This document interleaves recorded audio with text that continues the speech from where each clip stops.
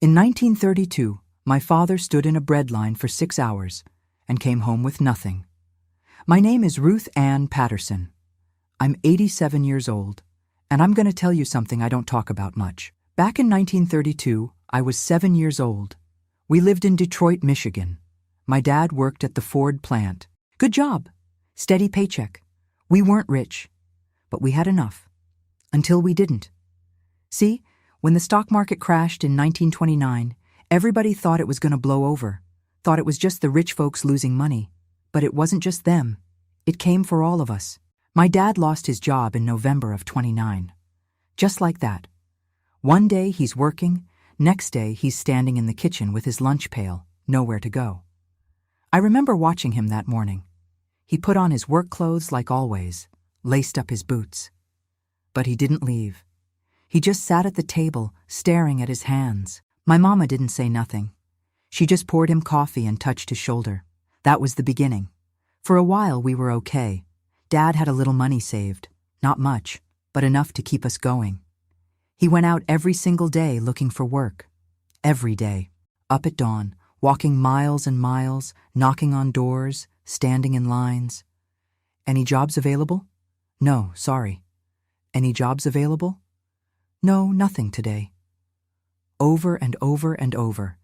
And every night he'd come home with nothing. No job, no money, no hope. I could see it eating him up inside. My dad was a proud man. He took care of his family. That's what men did back then, and when he couldn't do that anymore. Something broke in him. The money ran out fast. First we stopped buying meat, then we stopped buying milk, then we were rationing flour and potatoes, then we were eating whatever we could find. I remember being hungry, really hungry, not like missing lunch hungry. I mean going to bed with your stomach cramping, waking up dizzy, hungry. My little brother Tommy was 5. He'd cry at night because his belly hurt. And Mama would rock him and sing to him, but there wasn't no food to give him. She'd give him water. Tell him to drink water, it'll help. But water don't fill you up when you're starving. We got evicted in 1931, 3 months behind on rent. The landlord didn't care that we had nowhere to go. He had bills too, he said. Everybody had bills. I'll never forget that day. The man came and knocked on the door. Told us we had 2 hours to get out. 2 hours. My mama cried. My dad just stood there with his jaw clenched, fists tight. He didn't say nothing. What was there to say? We put our stuff on the sidewalk. Our furniture, our clothes, everything we owned, sitting there in the rain. People walking by, looking at us. Some folks stopped and stared. Some folks looked away quick, like they were embarrassed for us. I had a doll, just a little rag doll my mama made me. When they put it outside with the other stuff, it fell in a puddle. I picked it up, and it was all muddy and wet. I cried over that stupid doll. But you know what? That doll was mine. It was all I had. And seeing it ruined like that, it felt like everything was ruined. We moved in with my aunt. Her and her husband and their 4 kids, all living in a tiny apartment. Now add 4 more people. We slept on the floor, all of us in one room. It was crowded. It was loud. It was humiliating. But we didn't have a choice.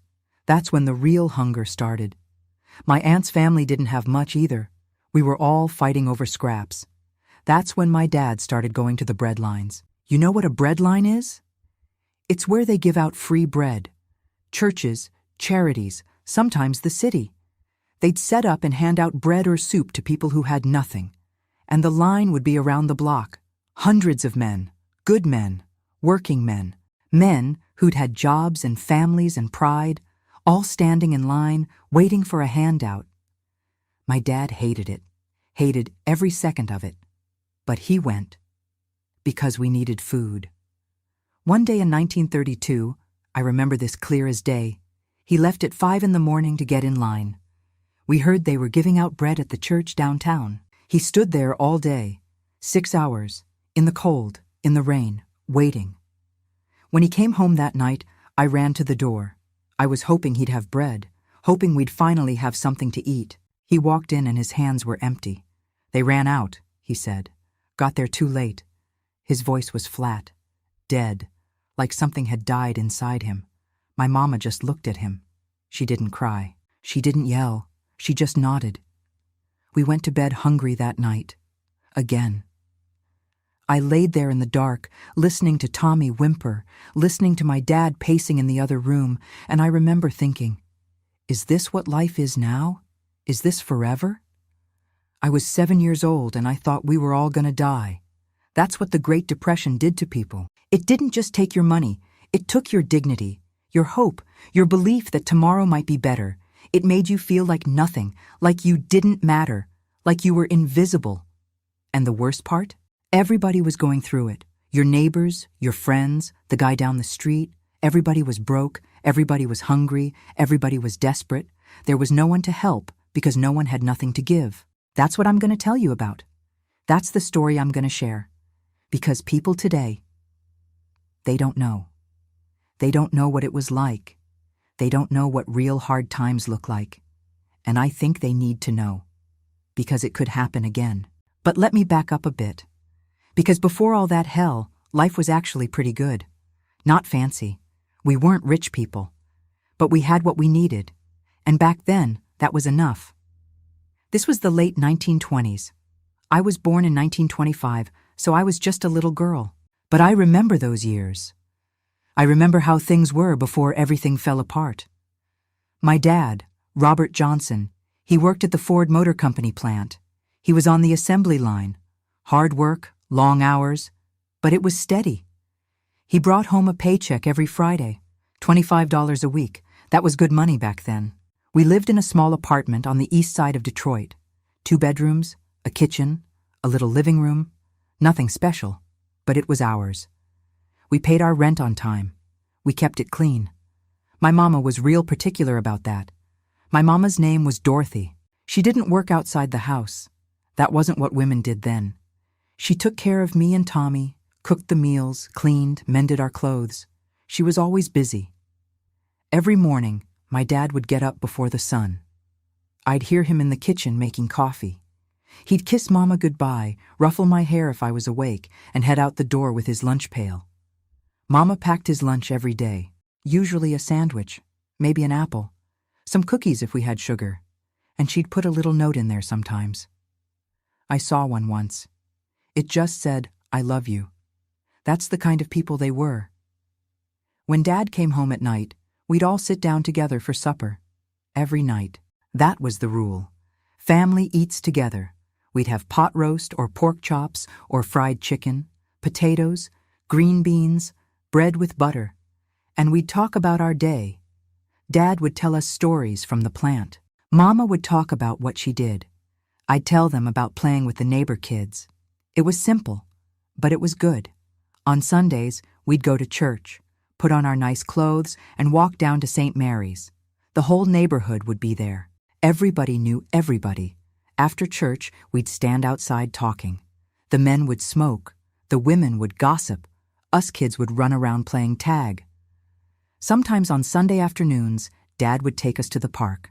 We'd bring a picnic, sandwiches, lemonade, maybe some fruit. We'd sit under a tree and just enjoy being together. Tommy was my little brother. He was 3 years younger than me. Blonde hair, blue eyes, always getting into trouble. I'd chase him around the apartment.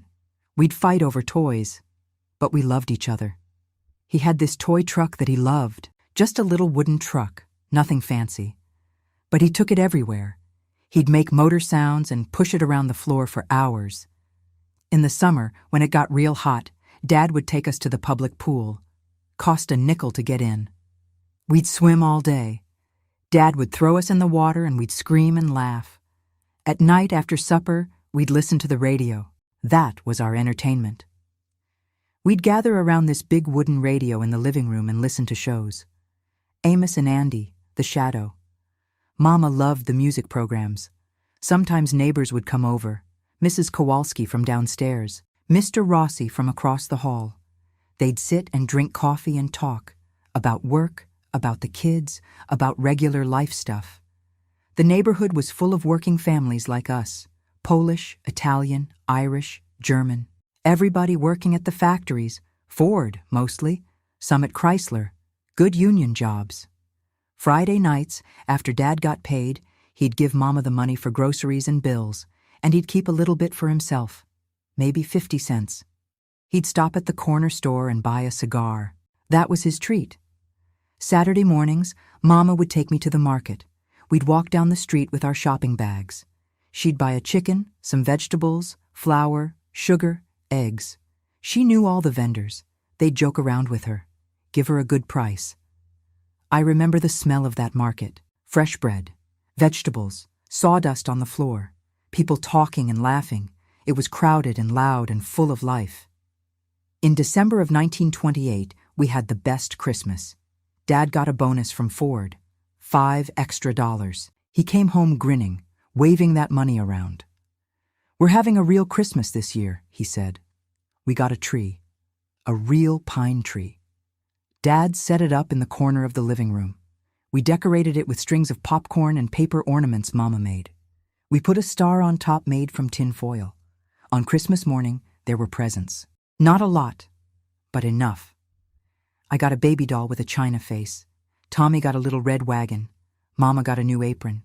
Dad got new work gloves. We went to church, came home and had a big dinner. Roast chicken, mashed potatoes, gravy, biscuits, apple pie. The apartment smelled so good. I remember thinking that day, this is what happy feels like. Everything felt safe, stable, like it would always be this way. Dad had a job. Mama took care of us. We had food. We had a home. We had each other. That's all we needed. We didn't know the stock market was about to crash, didn't know what that even meant. Stock market was something rich people worried about. We figured it didn't affect us. We were wrong. October 1929 changed everything. I remember hearing the news on the radio. The announcer talking real serious about Black Thursday, Black Tuesday, the market crashing, banks failing. I didn't understand it. I was only 4 years old. But I saw my parents' faces. I saw them look at each other. And I knew something bad was happening. Dad kept saying it would be fine, just a little bump. Things would get back to normal soon, but they didn't get back to normal. They got worse, and worse, and worse, until there was no normal left at all. October 24th, 1929. Black Thursday, they called it. I didn't know what any of that meant at the time. I was 4 years old. All I knew was that something changed in our house that day. The grown-ups were all talking about it. Mr. Rossi came over, real upset. He'd had some money in the bank. Not much, but his savings. He was saying something about the stock market, about losing everything. My dad tried to calm him down. "We'll be all right," he kept saying. "We're working people. This doesn't affect us." But you could hear it in his voice. He wasn't sure. The next few days, it got worse. The radio was talking about it all the time. Banks closing, people losing their life savings, rich men jumping out of windows in New York City. Mama kept the radio on low while she did her housework. I could see her face getting tighter every time they mentioned it. At the end of October, Dad came home from work looking worried. Ford was talking about cutting hours. Maybe cutting workers. Nothing definite yet, but the rumors were flying around the plant. "They're just rumors," Mama said. "Don't borrow trouble." But the rumors were true. In November, they started laying people off. Not everybody, just some. The newest guys, the ones who'd been there the shortest time. My dad had been at Ford for 6 years. He figured he was safe. He had seniority. He was a good worker. Never late, never complained, did his job. Then one Friday in late November, he came home early. I remember because Mama was surprised. "What are you doing home?" she asked. He just stood there in the doorway with his lunch pail. His face was gray. "They let me go," he said. "Laid off. Effective immediately." Mama put her hand over her mouth. "How many?" she asked. 300 of us. Today. They say there's more coming." He sat down at the kitchen table, put his head in his hands. I didn't really understand what was happening. I just knew Daddy looked sad. So I climbed up on his lap and hugged him. He held me tight, real tight.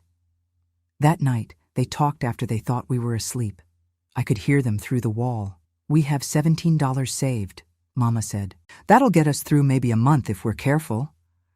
I'll find something, Dad said. There's other plants, other jobs. I'll find something. I know you will.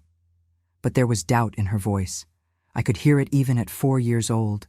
The next morning, Dad got up early, got dressed in his good clothes. Not his work clothes, but his church clothes. He was going out looking for work. He came home that night with nothing.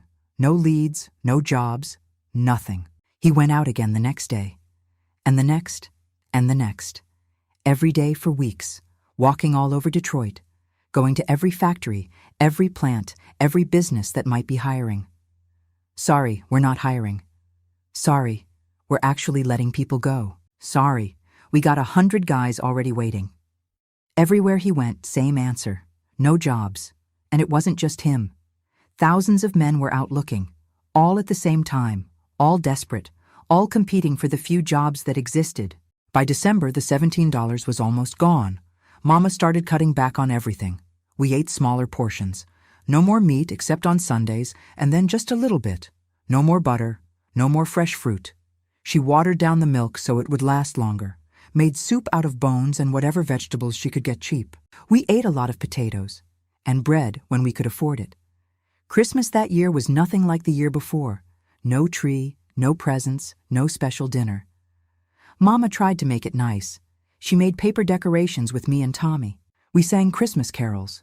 She baked cookies using the last of the flour and sugar. But it wasn't the same. The worry was hanging over everything like a dark cloud. Dad barely talked anymore. He'd go out every day looking for work, come home exhausted and defeated, eat whatever Mama put in front of him without really tasting it, then sit in his chair, staring at nothing. I missed my old daddy, the one who laughed and told stories and threw me up in the air. This new daddy was a stranger. In January of 1930, we were 2 months behind on rent. The landlord came knocking. He was nice about it at first. I understand times are tough, he said, but I got bills too. I need the rent by the end of the month or you'll have to leave. Mama nodded. We understand. My husband's looking for work. As soon as he finds something, we'll catch up. I hope he does, Mrs. Johnson. I really do. But he didn't find anything. Nobody was hiring. Nobody. February came and went. We were 3 months behind now. The landlord wasn't nice anymore. He was angry, threatening. End of March, he said. That's it.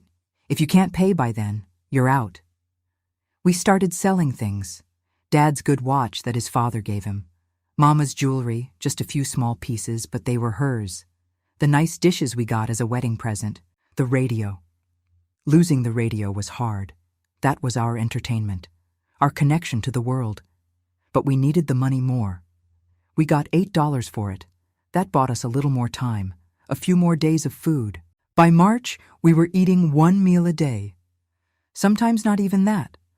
Mama would give most of her food to me and Tommy. She'd say she wasn't hungry, but I could see her getting thinner, her dresses hanging loose on her. Dad, too. His face got gaunt, his eyes sunk in. He looked 10 years older. Mr. Rossi downstairs lost his apartment. We watched him and his family load their stuff onto a truck and drive away. They were going back to Italy, he said. Nothing left for them here. Mrs. Kowalski lost her husband. He had a heart attack one night and just died. She couldn't afford the apartment on her own. Last I heard, she went to live with her sister in Chicago. People were disappearing from our building, from our neighborhood. Every week, someone else was gone. And we knew we were next. March 31st, 1931. That's the day we lost everything. I was 5 years old, and I remember every single detail like it happened yesterday. The landlord came at 9 in the morning, knocked hard on the door. Dad answered. I'm sorry, Mr. Johnson, the landlord said, but he didn't sound sorry. He sounded tired. You got until noon to get your things out. I got the sheriff coming at 1 o'clock.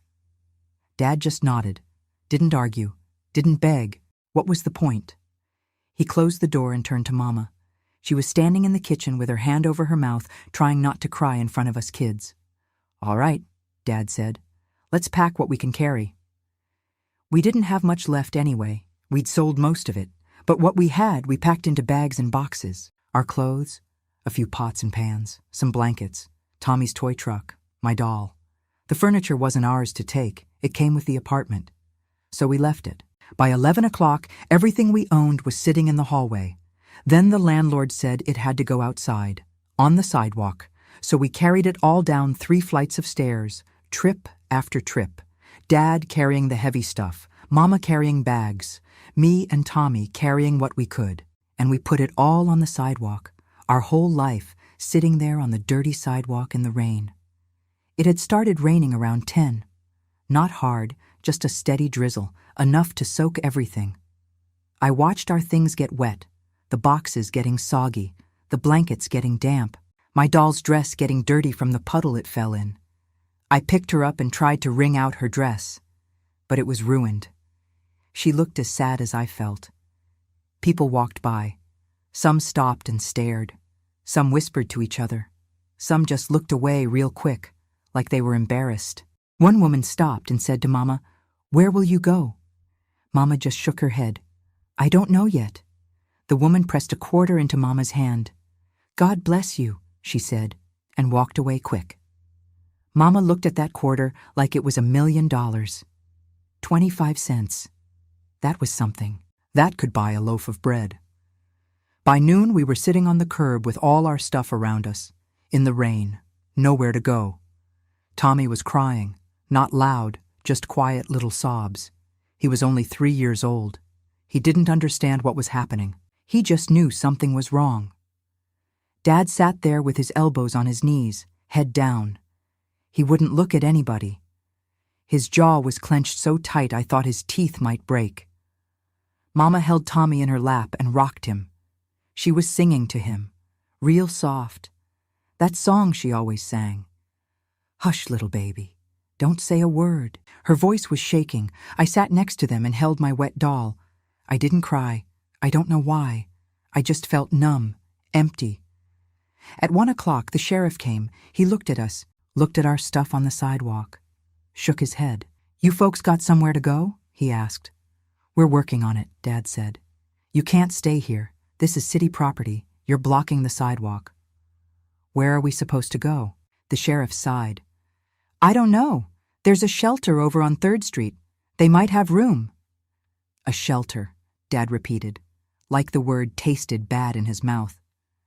"I'm sorry," the sheriff said. And this time, he really did sound sorry. "I got my orders." He left, and we were alone on that sidewalk with everything we owned getting rained on. That's when Mama's sister, Aunt Helen, showed up. She'd heard somehow. News traveled fast in the neighborhood.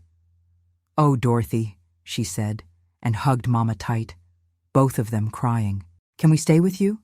Mama asked. "Just for a little while, until Robert finds work." Aunt Helen looked uncomfortable. "Helen, we don't have much room. We got 4 kids in a 2-bedroom place already, but..." She looked at us, at me and Tommy sitting there in the rain, at all our wet stuff. "All right," she said. "You can stay. I don't know for how long, but you can't be on the street." So we loaded what we could into Aunt Helen's car. Had to leave some things behind because it wouldn't all fit.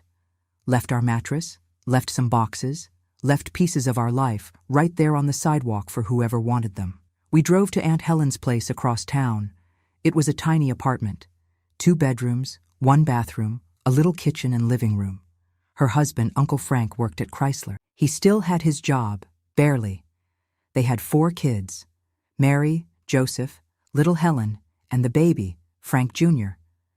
Now add 4 more people. Aunt Helen gave us the living room. "You can sleep here," she said. "We'll make it work." That night, all 4 of us slept on the floor. Dad and Mama on one side, me and Tommy on the other. We used our coats as blankets because our blankets were still wet. I could hear Mama crying real quiet in the dark. Dad was trying to comfort her, but I could tell he was crying too. I'd never heard my dad cry before. Tommy was already asleep, sucking his thumb. He always did that when he was scared. I lay there staring at the ceiling, at this strange ceiling in this strange room that wasn't ours, listening to my parents cry, listening to Uncle Frank snoring in the other room, listening to the rain outside. And I thought about our old apartment, our old life, how safe it felt, how normal. And I wondered if we'd ever have that again. I was 5 years old and I was homeless. We weren't alone, though. There were thousands of families just like us, maybe millions, all across the country. People losing their homes, living with relatives, living in their cars, living in shanty towns made of cardboard and scrap wood. They started calling those places Hoovervilles after President Hoover. Because people blamed him for not doing enough, for letting this happen. We didn't end up in a Hooverville. We had Aunt Helen. But we were only one step away from it, one step away from living on the street, and that's a scary place to be. Living at Aunt Helen's place, I learned what real hunger feels like. Not the kind where you miss lunch and you're a little hungry before dinner. I mean the kind of hunger that makes you weak, that makes your stomach cramp up, that makes you think about food every single second of every single day. There were 10 people living in that tiny apartment, 10 mouths to feed. And Uncle Frank's paycheck was barely enough for his own family, let alone 4 extra people. Aunt Helen did her best. She really did. But there just wasn't enough food. Breakfast was usually nothing. Maybe a piece of bread if there was any. Maybe some watered-down oatmeal that was more water than oats. Lunch didn't exist. Dinner was soup. Always soup. Mama would help Aunt Helen make it. They'd take 1 potato, 1 carrot, maybe an onion if we were lucky, and boil it in a big pot of water. Add salt if we had it. That was dinner. We'd each get a bowl. The grown-ups would give most of their portion to us kids. They'd say they already ate or they weren't hungry. But I knew they were lying. I could see them getting thinner. Tommy stopped growing. He was 3, almost 4, and he should have been getting bigger. But he stayed small, stayed skinny. His little belly got swollen, which sounds weird, but that's what happens when kids don't eat enough. Their bellies puff up. His hair started falling out too, just in patches. Mama would cry when she saw it. I was hungry all the time. My stomach hurt constantly. I felt dizzy when I stood up too fast. I couldn't concentrate on anything except food. I'd dream about food at night. Dream about the meals we used to have. The pot roast, the fried chicken, the bread with butter. I'd wake up and my mouth would be watering, and then I'd remember there was no food and I'd want to cry. During the day, I'd think about food constantly. I'd imagine what I'd eat if I could have anything. A sandwich, an apple, a cookie, even just a crust of bread. Sometimes Aunt Helen would get day-old bread from the bakery. They'd sell it for a penny a loaf because it was stale. She'd bring it home and we'd eat it plain. No butter, no jam, just dry bread. And it was the best thing I'd ever tasted because at least it was something. Dad started going to the bread lines. That's where charities and churches would hand out free food to people who had nothing. The first time he went, he didn't want to. I could see the shame on his face. Men weren't supposed to beg. Men were supposed to provide. But we were starving. So he went. He'd leave early in the morning, 4 or 5 o'clock, to get a good spot in line. Because if you got there late, the food would be gone. The lines were long, sometimes hundreds of men, all waiting for a piece of bread or a bowl of soup. They'd stand there for hours, in the cold, in the rain, waiting, hoping. Sometimes Dad would come home with a loaf of bread. We'd split it between all 10 of us. Wasn't much, but it was something. Sometimes he'd come home with nothing. They'd run out before he got to the front. He'd waited all day for nothing. Those were the worst nights. When he came home empty-handed, the look on his face, the defeat in his eyes. The way Mama would touch his arm and say, "It's okay, we'll be all right." But we weren't all right. Mama started doing laundry for other people, rich people who could still afford to pay someone. She'd charge 25 cents to wash and iron a load. She'd take it to the public laundry, scrub it by hand, hang it to dry, iron it, fold it. Hours of work for a quarter. But that quarter could buy food, could buy a little milk for Tommy, could buy a few potatoes. I started helping her. I was only 5, but I could carry things. I could help fold. I wanted to help. Dad picked up odd jobs when he could find them. Shoveling snow, hauling trash, anything. Sometimes he'd work all day and make 50 cents. Sometimes he'd work and people wouldn't pay him. They'd promise to pay later and then never did. And what could he do? Nothing. We started eating things I didn't even know you could eat. Dandelion greens from the yard.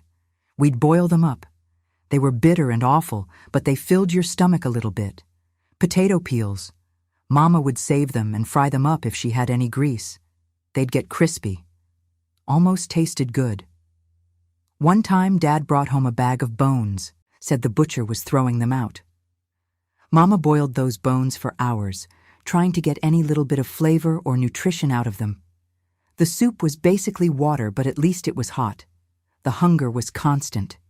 It was there when you woke up, there all day, there when you went to sleep. It never went away. I remember sitting in school one day, and my stomach cramped so bad I doubled over. The teacher asked if I was okay. I said I was fine, but I wasn't fine. I was starving. A lot of kids at school looked like me. Thin, pale, tired. We all knew. We were all going through the same thing. The school started a lunch program.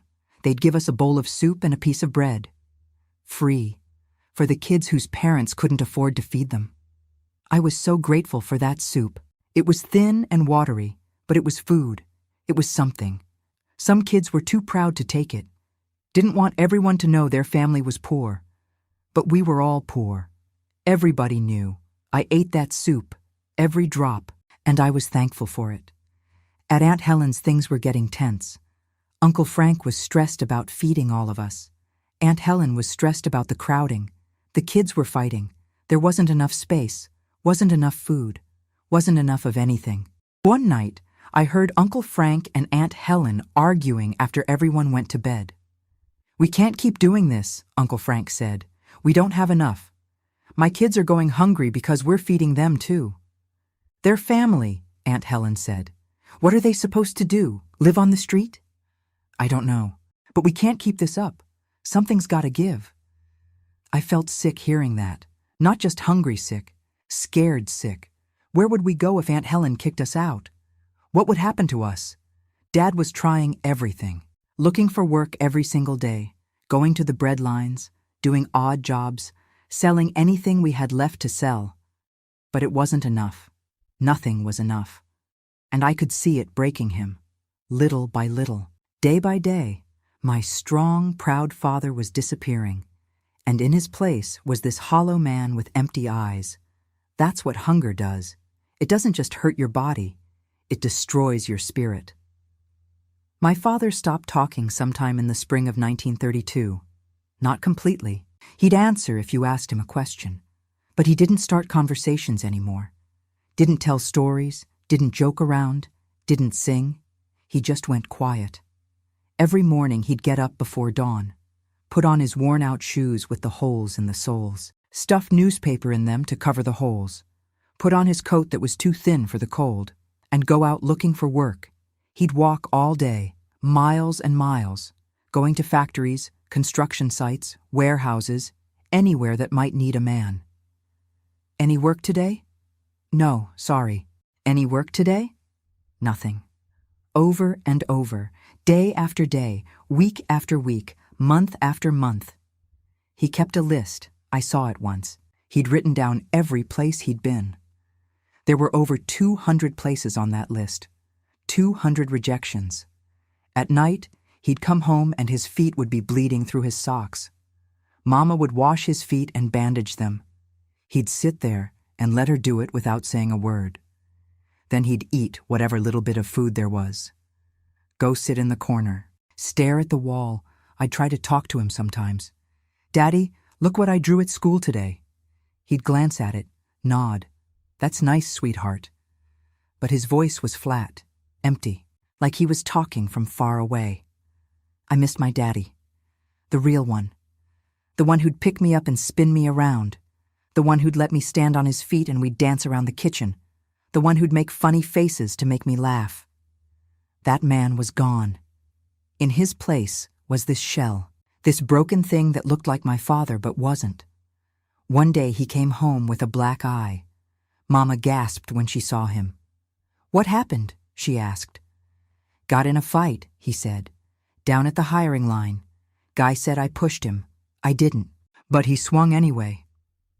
He sat down heavy in the chair. There were 200 men there, for 5 jobs. 5. And we're all pushing and shoving, trying to get to the front, like animals. His voice cracked. "I'm not an animal, Dorothy, I'm not."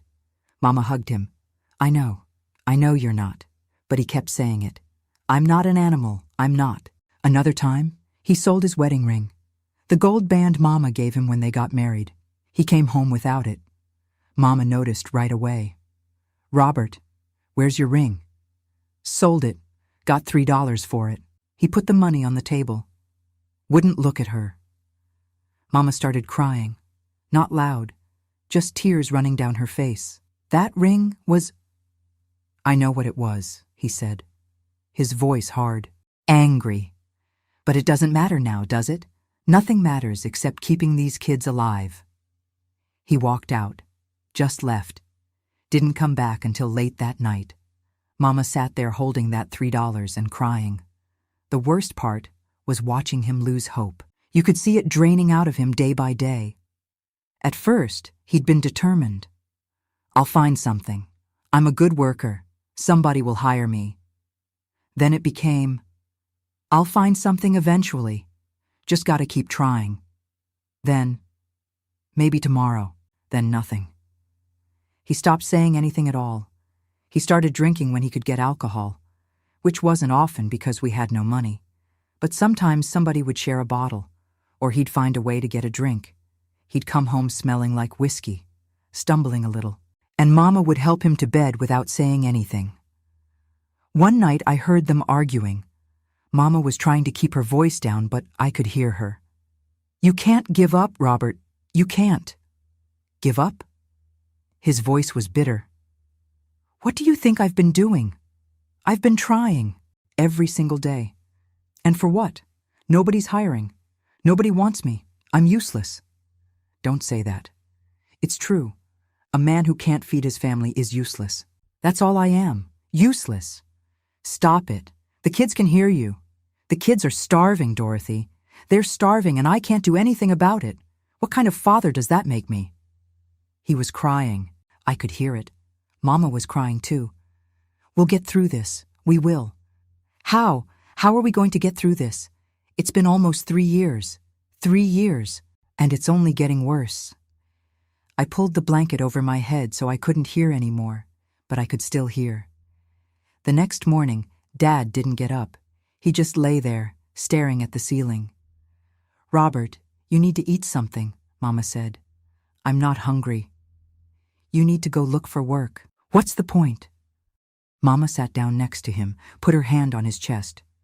"The point is, we don't give up. That's the point. You get up. You keep trying, because that's what we do." He turned his head to look at her. His eyes were red. "I'm tired, Dorothy. I'm so tired." "I know. I'm tired too. But we keep going." He got up eventually, got dressed, went out, same as always. But something had broken in him. I could see it. Mama could see it. Everybody could see it. Uncle Frank saw it too. One night he pulled Dad aside. I heard them talking low. "Robert, there's a guy I know. He's hiring men to do some work. Under the table. It's not exactly legal, but it pays cash." "What kind of work?" "Moving bootleg whiskey. Just loading and unloading. One night of work, $5. $5. That was more than Dad had seen in months. "I'll do it," he said. So he did. He worked loading illegal alcohol in the middle of the night, risking getting arrested, risking everything, because we needed the money. He came home with $5 and bruises all over his arms from moving heavy crates.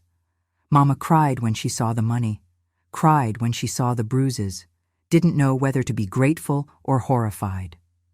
"It's okay," Dad said. "It's just one time." But it wasn't just one time. He did it again the next week, and the week after that, because $5 meant food, meant rent money for Aunt Helen, meant keeping us alive a little longer. And if it meant breaking the law, so be it. That's what the Depression did to people. It took good, honest men and turned them into criminals. Not because they wanted to, but because they had no choice. My father was a good man. He'd worked hard his whole life, played by the rules, did everything right. And where did it get him? Unemployed, homeless, starving, desperate. The system had failed him, failed all of us. So he did what he had to do to survive, and it was killing him inside.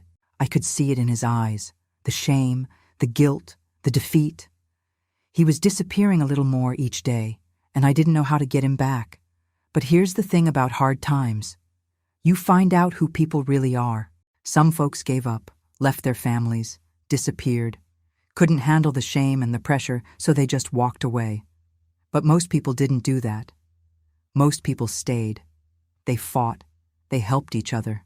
They survived together. My dad stayed, even when it was killing him inside. Even when he felt like a failure, he stayed.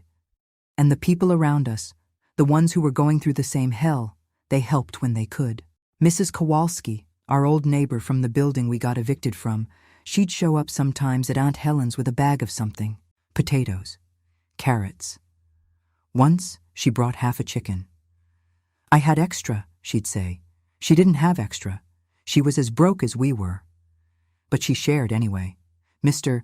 Rossi, before his family left for Italy, he fixed Dad's shoes for free. Resoled them with scraps of leather he had left over. Wouldn't take any money. We help each other, he said. That's how we get through this. The churches helped too, not just with food, but with clothes, with hope, with dignity. Father Murphy at St. Mary's, he never made you feel bad for needing help. He'd hand you that bread or that bag of groceries, and he'd look you in the eye and say, God bless you, brother. We're all in this together. Made you feel like you weren't alone, like you weren't the only one struggling, because you weren't. Everybody was struggling. The soup kitchen started popping up everywhere, run by churches, by charities, by anybody who had a big pot and a good heart. There was one run by a group of Catholic nuns. They'd make this big pot of vegetable soup every day. Serve it with bread. You could go there and get a meal. No questions asked. I went there with Mama and Tommy a few times when things were really bad. We'd stand in line with dozens of other families, kids crying, mothers trying to keep everyone calm, men standing there with their heads down, ashamed to be there. But the nuns were kind. They'd serve you with a smile, treat you like you were somebody, not just another hungry mouth. One of them, Sister Margaret, she'd always give the kids a little extra. Sneak an extra piece of bread into your hand when she thought nobody was looking. For later, she'd whisper. People like her kept us going, kept us believing that there was still good in the world. Even Al Capone, the gangster in Chicago, he opened up a soup kitchen. Can you imagine that? A criminal feeding people because the government wasn't doing enough. That's how bad it was. The bad guys had more compassion than the people in charge. At Aunt Helen's, things were tight, but we all tried to make it work. Aunt Helen would let us kids play together, taught us games that didn't cost anything. Jump rope, hopscotch, making up stories, anything to keep our minds off being hungry. Uncle Frank, even though he was stressed about money, he'd come home sometimes with a newspaper. We'd all gather around and he'd read us the funnies, make us laugh, give us something to look forward to. Mama and Aunt Helen would sit at the kitchen table at night, mending clothes, making old things last longer, patching holes, turning collars, making do with what we had. They'd talk while they sewed, about their childhood, about better times, about hope for the future. This won't last forever, Aunt Helen would say. It can't. I know, Mama would say. We just have to hold on a little longer. Dad started going to the union meetings. Even though he wasn't working, he still went. The men would get together and talk about what was happening, about the strikes, about the protests, about fighting back. There was talk about President Hoover not doing enough, about needing new leadership, about demanding help from the government. In 1932, there was a march in Washington. Thousands of World War veterans went to the Capitol demanding their bonuses early. They were broke, starving, desperate. They set up camps right there in the city. The government sent the army to clear them out. Tanks, tear gas, burning their camps. Dad came home from a meeting one night, furious. "They sent the army," he said, "against American veterans, men who fought for this country, and they treated them like criminals."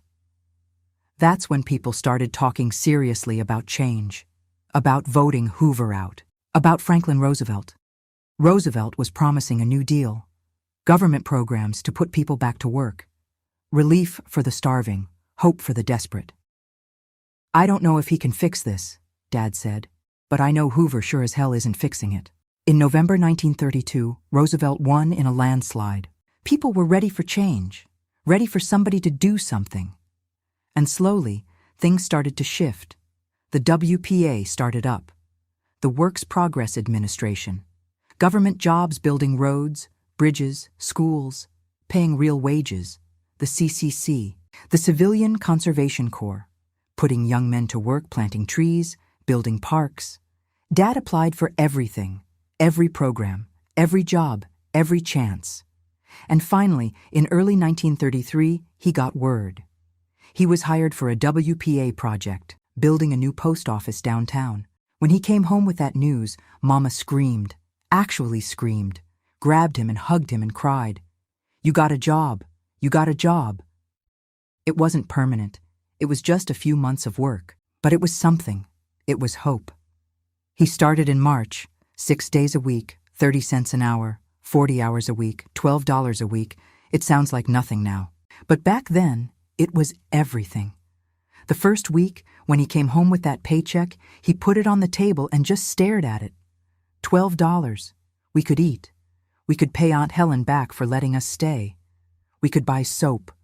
We could buy shoes for Tommy, whose feet had grown out of his old ones. That night, we had a real dinner. Mama bought a chicken, made mashed potatoes, green beans, biscuits. We all sat around Aunt Helen's table, all 10 of us, and we ate until we were full. Actually full. Tommy ate so much he got a stomachache. But he was smiling. We were all smiling. Dad sat there with his plate clean, looking around at all of us. "We're going to be okay," he said. And for the first time in almost 4 years, I believed him. Things didn't get better all at once. It took time, years actually. The Depression lasted until the war started in 1941. But that job Dad got, that was the turning point for us. That was when we started climbing back up. We moved out of Aunt Helen's place a few months later, found a small apartment of our own. Nothing fancy, but it was ours. Dad kept working, finding jobs here and there. The WPA kept him on for different projects. We never went hungry like that again, but we never forgot it either. The day we moved into our own place again, I cried. It was September of 1933. We'd been living at Aunt Helen's for over 2 years, and finally, we had enough saved up to get our own apartment. It was tiny, just 2 rooms and a kitchen. 1 bedroom for Mama and Dad, and me and Tommy slept in the living room on a fold-out couch. But it was ours. We didn't have much furniture, a table, some chairs, the couch. Dad found a dresser somebody was throwing out and he fixed it up. But we had our own door, our own key, our own space. Mama stood in the middle of that empty apartment and just looked around. Then she turned to Dad and hugged him. "We did it," she said. "We made it." Dad held her tight. I saw his shoulders shaking. He was crying but trying not to let us see. That first night in our own place, we slept on the floor because we didn't have beds yet. But nobody complained. We were just happy to be home. Our home. Dad's WPA job kept going. He was working on different projects around the city, building a school, paving roads, constructing a park. The work was hard. Physical labor in all kinds of weather. He'd come home exhausted, hands blistered, back aching. But he never complained. He was working. He was providing. That's all that mattered to him. With the steady paycheck, we could eat regular meals again. Nothing fancy, but enough. Mama would make pot roast on Sundays, meatloaf during the week. We had milk every day, bread with butter. Tommy started gaining weight. His hair grew back. His belly went down to normal. He started acting like a regular kid again, playing, laughing, being loud. I went back to school without that gnawing hunger in my stomach all day, could actually pay attention to what the teacher was saying instead of just thinking about food. Things were getting better, not just for us, for a lot of people. You could see it in the neighborhood, more men going to work, fewer families getting evicted, fewer people in the breadlines. Roosevelt's programs were working, not perfectly, not for everybody, but they were helping. The Social Security Act passed in 1935. Old people could retire with some money. People with disabilities could get help. It wasn't much, but it was something. There were still plenty of folks struggling, still plenty of people without work. The Depression wasn't over, but it wasn't as dark as it had been. In 1934, we had our first real Christmas since 1928. Dad got a small bonus from his WPA job, $5 extra, and Mama had been saving pennies here and there all year. We got a tree, not a big one, but a real pine tree. Dad set it up in the corner. We made decorations out of paper and popcorn strings, put a star on top made from tin foil. On Christmas morning, there were presents under that tree. I got a new doll, not fancy, but new, with a pretty dress and everything. Tommy got a truck, a real metal truck with wheels that turned. He played with that thing for years. Mama got a new apron. Dad got gloves for work. We had a Christmas dinner. Roast chicken, stuffing, mashed potatoes, gravy, and Mama made a pie. Apple pie with real apples. We sat at our table in our apartment and ate that meal together, as a family. Dad said grace before we ate. He thanked God for the food, for the job, for keeping us together, for getting us through. His voice broke a little when he said, "We didn't think we'd make it, but we did." Mama squeezed his hand.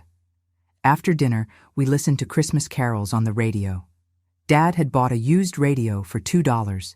It crackled, and the sound wasn't great, but it worked. We sat in our little living room, full bellies, warm, together, and it felt like a miracle, because 2 years earlier we'd been homeless, starving, broken, and now we were here. We'd survived. Dad got permanent work in 1935. The Ford plant started hiring again. Not a lot of people, but some. And Dad's name came up. When he got that letter saying to report for work, he just sat there holding it, reading it over and over, like he couldn't believe it was real. "Robert," Mama said, "what is it?" He showed her the letter. She read it. Then she started laughing and crying at the same time, grabbed Dad's face and kissed him. "You're going back to Ford. You're going back." Dad started at the plant in June of 1935. Same work he'd done before, assembly line, hard work, long hours. But he didn't care. He was back. He had a real job again, a union job with benefits, $28 a week, more than he'd made before, enough to really live on. We moved to a better apartment, 3 bedrooms, in a nicer building. Mama had her own kitchen with a real stove and an ice box. We bought furniture, a real couch, real beds, a dining table with 4 chairs. Mama cried when the furniture was delivered. Happy tears. "I never thought I'd have furniture again," she said. Life started feeling normal again. Dad went to work every morning, came home every night. We ate dinner together, listened to the radio, did regular family things. Tommy started 1st grade. I was in 4th grade. We had new clothes for school, new shoes that actually fit, notebooks and pencils. On Sundays, we went back to church, same church we used to go to before everything fell apart. Seeing familiar faces, people who remembered us from before. Some people had made it through like us, others hadn't. There were families missing, people who'd left Detroit, people who'd died, people who just disappeared. But the ones who made it, we had a bond. We'd been through hell together, and we'd survived. Dad wasn't the same as he was before the Depression. Nobody was. You couldn't go through something like that and come out unchanged. He was quieter, more serious, worried more, saved every penny he could, never wasted anything. Mama was the same way. She'd save scraps of food, mend clothes until they couldn't be mended anymore, turn off lights, Conserve everything. They never forgot what it was like to have nothing, and they made sure we didn't forget either. Remember when we didn't have food, Mama would say, when I complained about dinner? Remember when you didn't have shoes, Dad would say, when I wanted new ones that weren't worn out yet? They weren't being mean. They were teaching us to be grateful, to appreciate what we had, to never take anything for granted. Because they knew how fast it could all disappear. One day you're fine, next day you're on the street. That fear never really left them. Even when things were good again, that fear was always there, under the surface, waiting. But we were making it. We were okay. And compared to where we'd been, okay felt like a miracle. I'm 87 years old now, and I still can't throw away food. My daughter laughs at me. Mom, it's just a little bit of leftover chicken. It's dried out. Nobody's gonna eat it. But I wrap it up, put it in the refrigerator, because in my head, I'm still that 7-year-old girl who would have eaten anything, who would have been grateful for dried out chicken. You don't forget hunger like that. It stays with you. My dad worked at Ford until he retired in 1967, 32 years, never missed a day unless he was really sick, never complained about the work, never took it for granted. He saved money his whole life, had a bank account that he added to every single week, even if it was just a few dollars. He saved. When he died in 1982, he had $17,000 in that account. Not a fortune, but for a factory worker who'd been homeless during the Depression, it was something. It was security. He left it to Mama. So you'll never have to worry, the note said. Mama lived another 3 years after Dad died. She never spent that money. She lived on Social Security and kept that $17,000 in the bank, just in case. When she died in 1985, she still had it, left it to me and Tommy, split it between us. That's what the Depression did to them. Made them hold on to everything, made them afraid to spend, made them prepare for the worst even when things were good. I'm the same way. I got money in the bank. Not much, but enough, and I don't touch it. Because what if something happens? What if there's another depression? What if I need it? My kids tell me I should enjoy it, take a vacation, buy myself something nice, but I can't. That voice in my head, the one from 1932, says, save it, you might need it.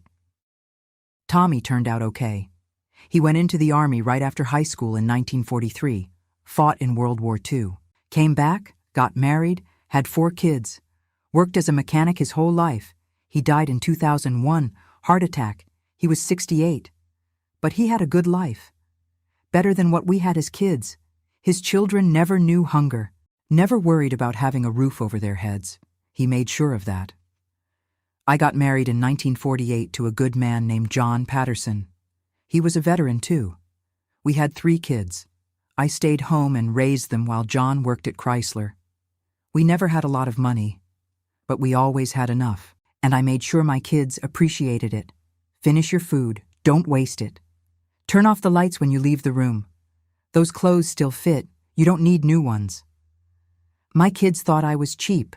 They didn't understand. They'd never been hungry. They'd never been homeless. They grew up in a different world. But I tried to teach them anyway. Tried to make them understand that what you have can disappear. That nothing is guaranteed. That you have to be grateful and careful and smart. I don't know if it stuck. They're good people. They work hard.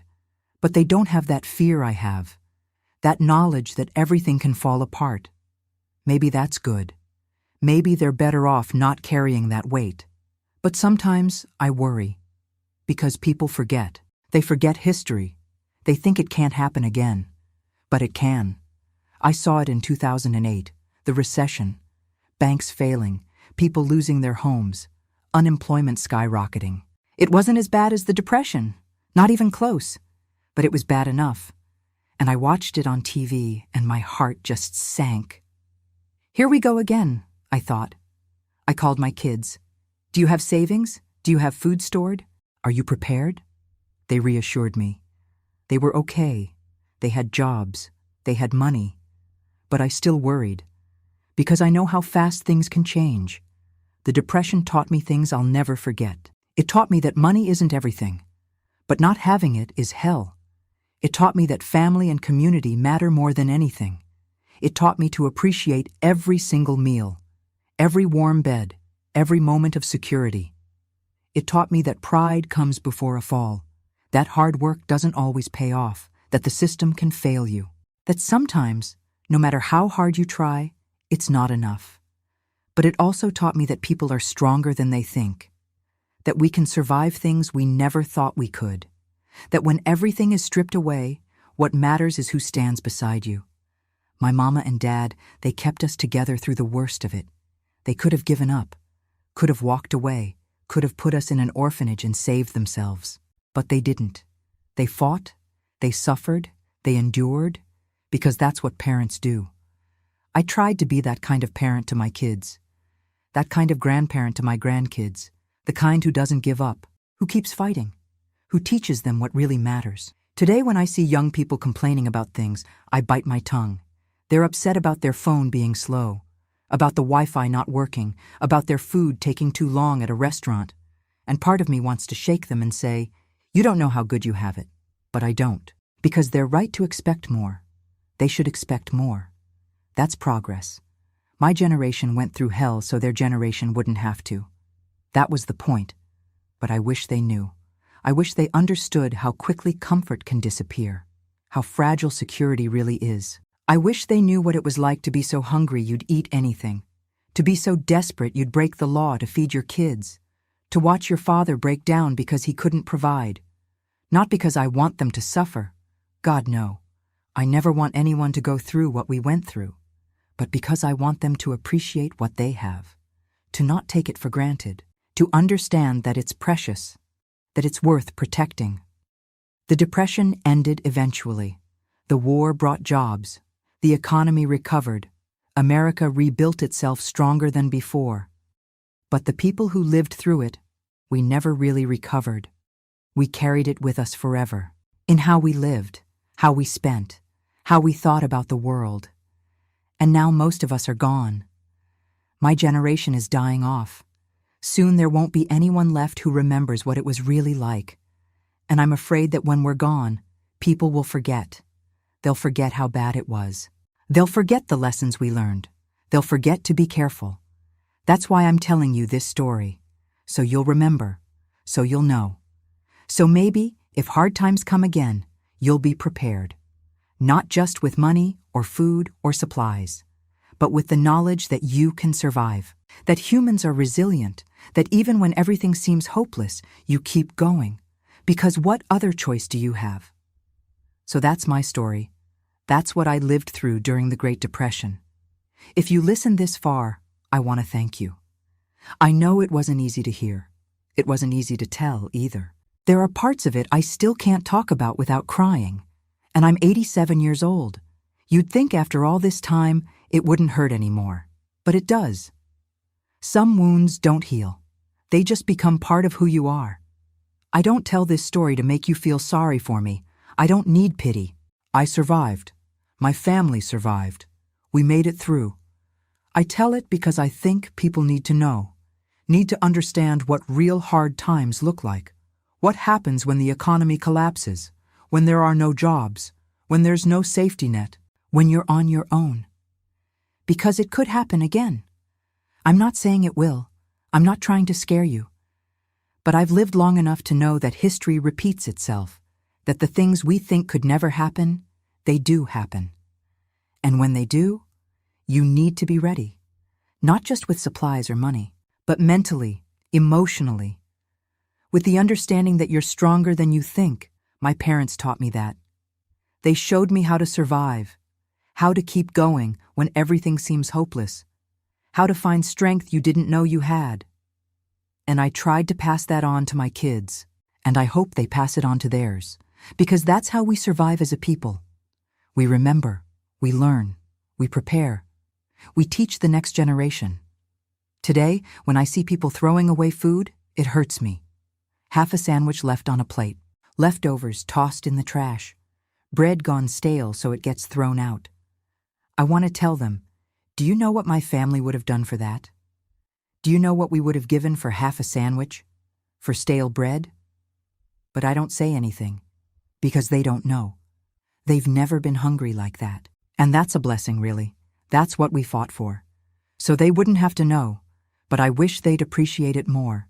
Appreciate the food they have, the home they have, the security they have. Because it's not guaranteed. None of it is. When I turn on the faucet and water comes out, I'm grateful. Every time. Because I remember when we didn't have water, when we had to walk miles to get it, when we rationed every drop. When I open my refrigerator and there's food in it, I'm grateful. Because I remember when it was empty, when we had nothing. When my brother cried from hunger, when I pay my rent or my mortgage, I'm grateful.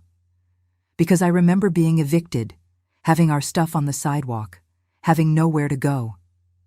These things that seem so basic, so normal, they're not. They're privileges, and they can be taken away. My dad used to say, "Never forget where you came from." And I haven't. I never will. The Depression shaped who I am. It shaped my whole generation. We became savers, hoarders, careful people. We didn't trust the system.